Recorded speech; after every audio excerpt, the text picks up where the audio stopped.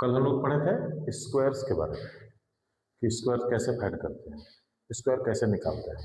आज पढ़ेंगे square root के बारे में।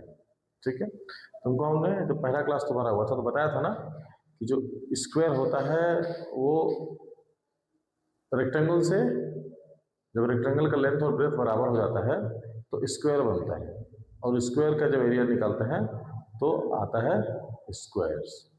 तो ठीक है, जितने भी हम लोगों ने कल किया है कि 2 × 2 = 4, तो ये जो 2 था ना, ये स्क्वायर का क्या था, length of sides, breadth of side, ये लेंथ और ब्रेथ था, क्योंकि स्क्वायर में लेंथ ब्रेथ दोनों सेम होता है। क्या होता है, लेंथ ब्रेथ दोनों सेम होता है। तो जब स्क्वायर में लेंथ और ब्रेथ दोनों सेम होता है तो हम लोग जब उसका एरिया निकालते हैं तो L × B, length into breadth, और जब दोनों को मल्टीप्लाई करते हैं जो नंबर आता है एरिया के तौर पे, एरिया के जगह पे, उसको बोलते हैं स्क्वायर। क्लियर है? ठीक है, आज हम लोग रूट फाइंड करेंगे। दैट मीन्स कि आपको कुछ स्क्वायर दिए रहेंगे, परफेक्ट स्क्वायर दिए रहेंगे, और आपको बताना है कि वो किसका परफेक्ट स्क्वायर है, वो किसका परफेक्ट स्क्वायर है। तो पहले समझो, जैसे मान लो कि तुमको दिया हुआ है √x, समझना, तुमको दिया हुआ है √x, तो ये x क्या है बताओ। सबसे पहले ये समझो, क्योंकि जब तक तुम मैथ्स का अप्रोच नहीं लोगे तब तक उसको सोल्व करना पॉसिबल नहीं होगा। तो ये समझना होगा कि जो अंदर में x दिया हुआ है ये x क्या है। ठीक है, तो ध्यान दो, और डेफिनेशन खुद बन जाएगा, देखना। ये x जो है वो किसी ऐसे ऐसे नंबर का मल्टीप्लिकेशन है जो खुद से मल्टीप्लाई हुआ, तो क्या दिया हमको, प्रोडक्ट जो क्या दिया, वो दिया x। कोई भी नंबर हो सकता है, कोई भी नंबर, इसीलिए यहाँ पे x लिखा हुआ है।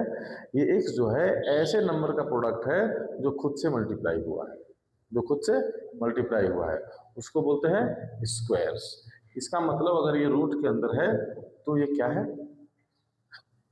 ये रूट के अंदर है तो क्या है, ध्यान देना। अगर ये x है, x यहाँ रूट के अंदर है, तो ये क्या है, तो हम इसको लिख सकते हैं √अंडर एरिया ऑफ, आप लिखते चलेंगे, आप हेडिंग देकर के लिखते चलेंगे।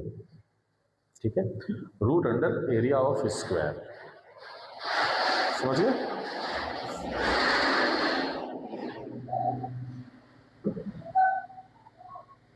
फर्स्ट क्लास में बताया था आपको कि जो स्क्वायर है उसका एरिया जब निकालते हैं तो परफेक्ट स्क्वायर होता है। ठीक है, तो हम x को लिख सकते हैं x is area of square, ये माना जा सकता है, ये माना जा सकता है कि x जो है वो स्क्वायर का एरिया है।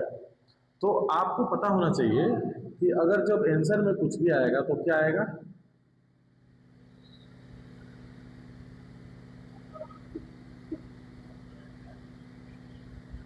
Breath of square. अगर आंसर आएगा इसका आंसर आप निकालने जाएंगे तो क्या होगा, एक लेंथ होगा और एक ब्रेथ होगा, वो किसका होगा, स्क्वायर का होगा। लिखते चलिए, आप कंटिन्यू लिखते चलिए। तो जो एरिया होगा वो क्या होगा, लेंथ इंटू ब्रेथ।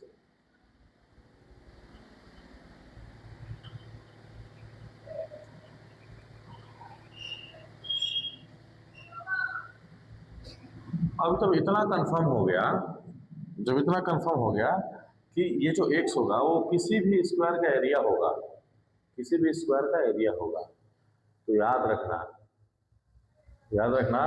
कि ये x कभी भी निगेटिव में नहीं हो सकता है। अंदर में रूट के अंदर जो x होगा कभी निगेटिव में नहीं होगा, ये कंफर्म रखना। ये चीज टीचर्स आपको नहीं बताते हैं, इस चीज को आपको समझना है कि अगर ये रूट के अंदर है तो ये एरिया स्क्वायर का एरिया है, और किसी भी चीज का एरिया दुनिया में माइनस में नहीं हो सकता।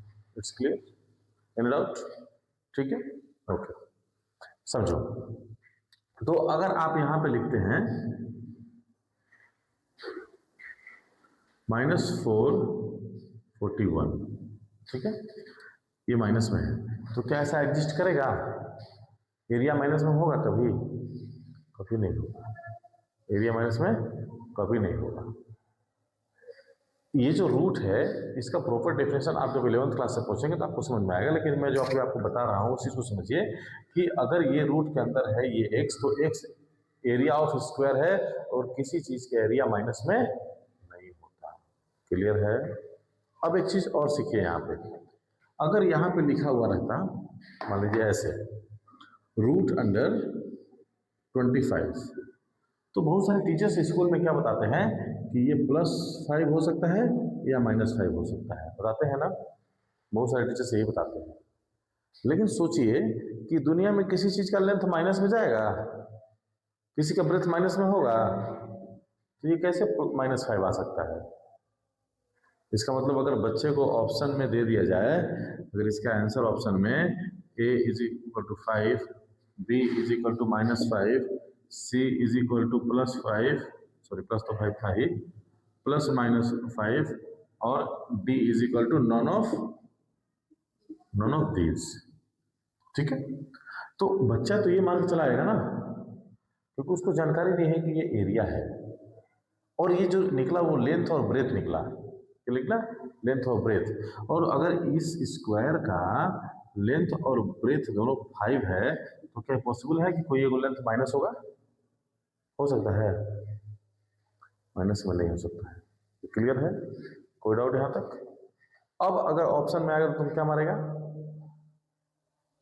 ऑलवेज 5, क्योंकि एरिया, लेंथ, ब्रेथ ये सब हमेशा इंक्रीजिंग ऑर्डर में होते हैं। किसी को सुना है कि -6 फीट? नहीं सुना है?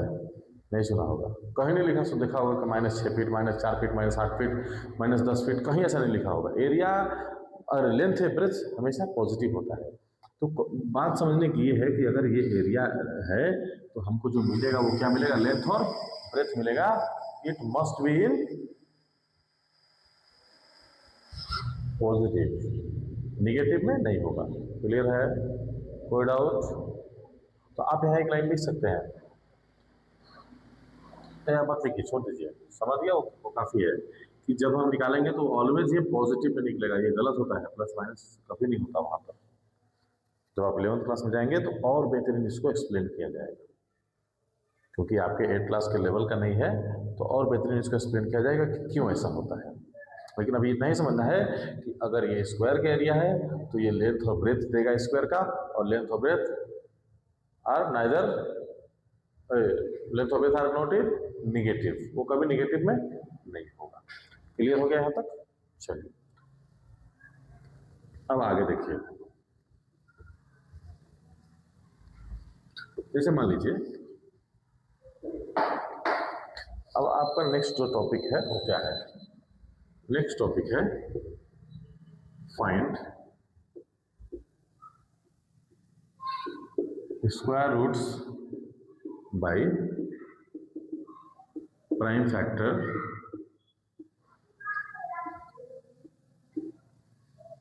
मेथड।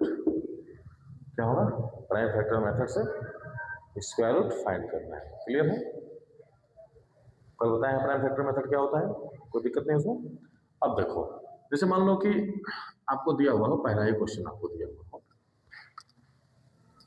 आपको दिया हुआ 121, ठीक है, तो क्या करेंगे? पहले इसका प्राइम फैक्टर करेंगे।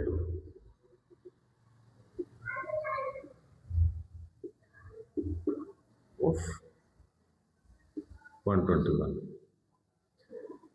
निकालिए, 121 ये किससे डिवाइड होगा? कोई है ऐसा? कोई नहीं है, 11 से सिर्फ। क्लियर है? तो ध्यान दीजिए, इसका प्राइम फैक्टर कितना हुआ? 11 × 11। जब 2 हुआ तो एक को ले लेंगे, वो क्या हो जाएगा? उसी का स्क्वायर हो जाएगा। क्लियर है? तो पेयर में है, चाहे जितना भी पेयर में होगा सब में से एक एक पेयर ले लेते हैं, एक ले लेते हैं। यहाँ एक ही पेयर में तो एक ले लिया, किसका स्क्वायर हो गया? 11 का।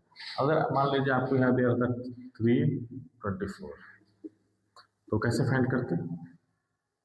क्या करते? पहले इसका प्राइम फैक्टर करते, कीजिए 2, 162, फिर 2, 81, फिर 3, से कितनी बार हो जाएगा ये 3 से 27, फिर 3 9 3 3 फिर 3 तो 1 टाइम्स। तो इसका प्राइम फैक्टर कितना हुआ 324 का 3 into sorry 2 into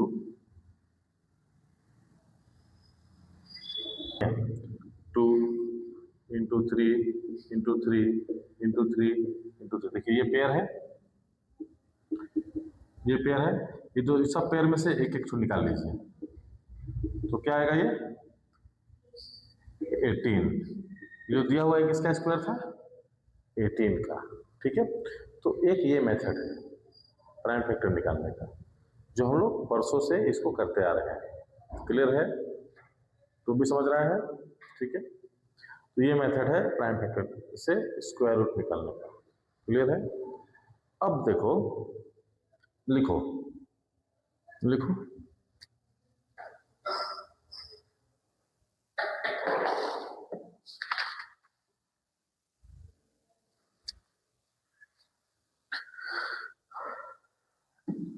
next example लिखो यहाँ पे, 2 के बाद तीसरा लिखो।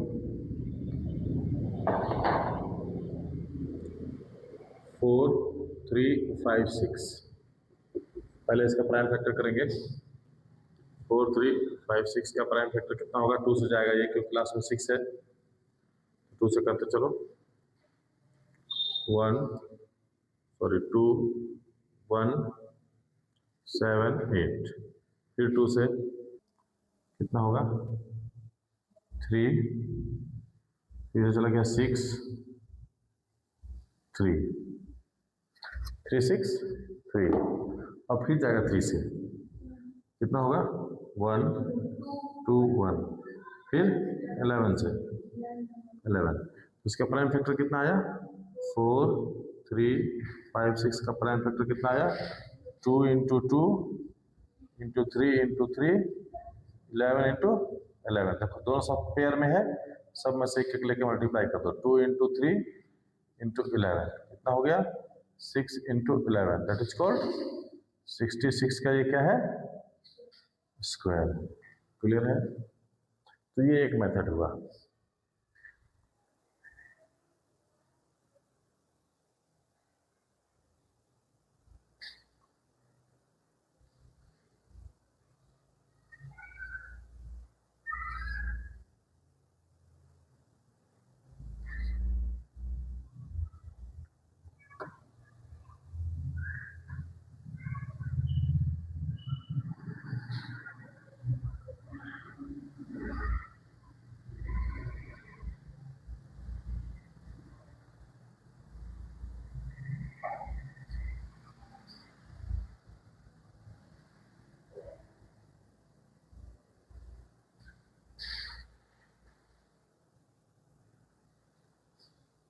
क्लियर है? अगर मान लो तुमको क्वेश्चन एक दिया हुआ है ऐसे, लिखो question, find the smallest square number, find the smallest square number which is divisible by each of the number 4 9 10, which is divisible by each of the number 4 9 10, 4 9 और 10। ऐसा स्क्वायर नंबर फाइंड करो जो इस तीनों नंबर से divisible हो। तो क्या करते हैं, प्रोसेस देखो पहले। First find the LCM of 4 9 और 10। निकालो LCM, इसका कितना होगा 4 9 10। LCM ऐसे निकालते हैं ना 2 2 9 5, 2 इंटू 2 इंटू 9 इंटू 5 कितना आएगा 180। और इसका जो है अब प्राइम फैक्टर निकालो। क्यों बताओ, ये तो LCM निकला इसका ना। LCM मीन्स क्या होता है ये तीनों इसको डिवाइड कर सकता है, ठीक है। लेकिन अब ये तो स्क्वायर नंबर नहीं है ना, हमको स्क्वायर निकालना होगा। तो प्रोसेस क्या हो जाएगा मेरा, वही वाला पुराना वाला प्रोसेस। क्या करेंगे, प्राइम फैक्टर करेंगे, जो पेयर नहीं आएगा उस पेयर को इसमें मल्टीप्लाई करेंगे। क्लियर है? इसका प्राइम फैक्टर करो पहले। Prime factor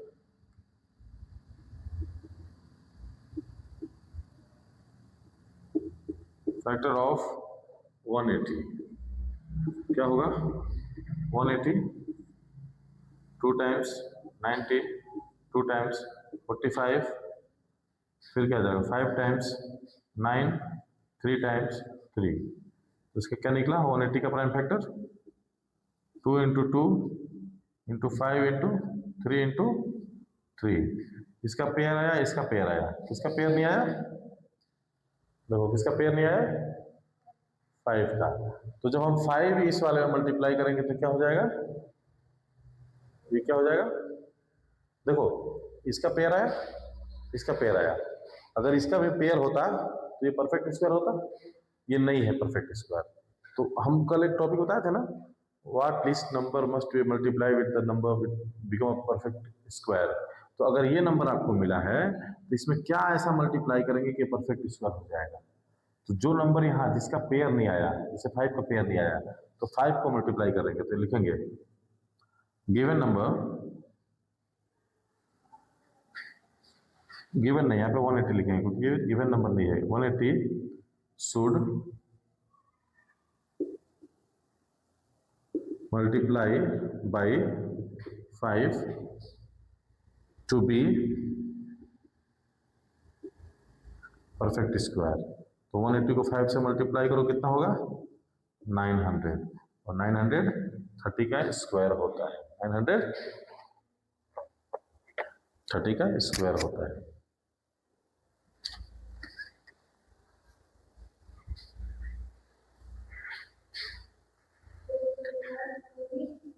perfect square to be perfect.